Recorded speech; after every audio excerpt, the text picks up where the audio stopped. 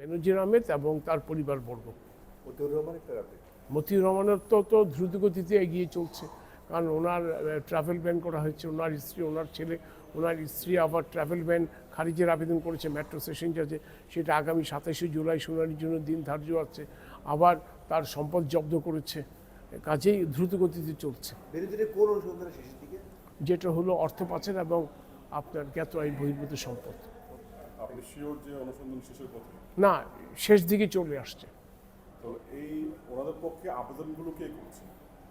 ওনাদের পক্ষে ওনাদের আইনজীবীরা আবেদন দিয়ে চলে গিয়েছিলেন এবং তাদের আবেদন কমিশন গুরুত্ব সহকারে দেখে সময় দিয়েছিলেন এবং পরবর্তীতে ওনারা একটা লিখিত ব্যাখ্যা দিয়েছেন।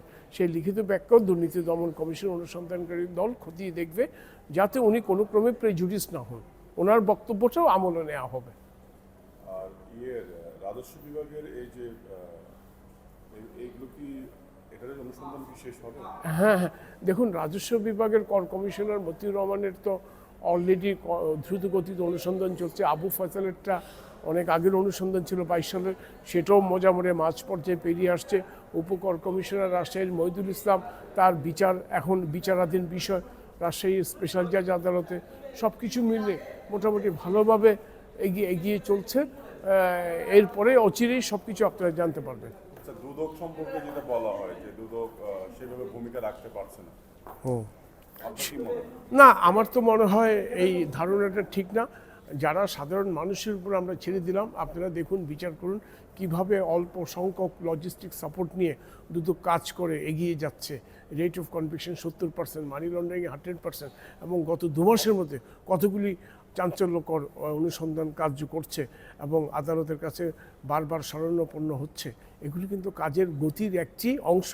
তো সেটাকে তো আপনি মূল্যায়ন করতে হবে সাধারণ মানুষের পয়সায় দুদক চলে। দুদক সাধারণ মানুষের এই প্রত্যেকটা পয়সার দুদক অত্যন্ত শক্তভাবে মূল্যায়ন করে তার কাজ সে করে যাচ্ছে নির্ভীক, স্বাধীনভাবে, কোনো ইন্টারাপশন ছাড়াই। স্যার, সম্প্রতি দেখলাম দুদক গরু উদ্ধার করেছে এবং রাস্তার পিচে বিটুমিন ঠিক কিনা এটি দেখছে। দুদক কি এই পর্যায়ে কাজ না, এটা অনুসন্ধান, এটা তার তফসিলভুক্ত আওতায় থেকেই অনুসন্ধান কার্যের অংশ হিসাবে সেটা জব্দ করেছে। সেই জব্দের অনুসন্ধানও কাজ চলছে, হয়তো অচিরেই আপনারা কোনো একটা ফলাফল দেখতে পারবেন। এখন জন্ম সনদ দিয়ে খোলো বিকাশ স্টুডেন্ট অ্যাকাউন্ট। নিজের বিকাশ নিজে কর।